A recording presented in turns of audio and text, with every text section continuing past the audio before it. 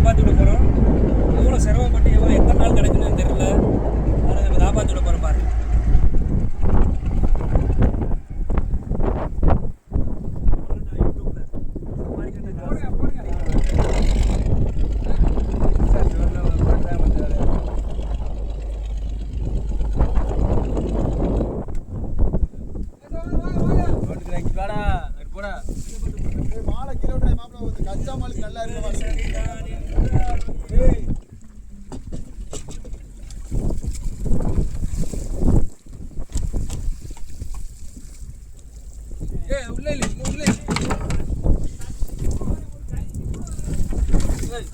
ஓடிக்கிட்டே எடுங்க. ஓடிக்கிட்டே எடுங்க.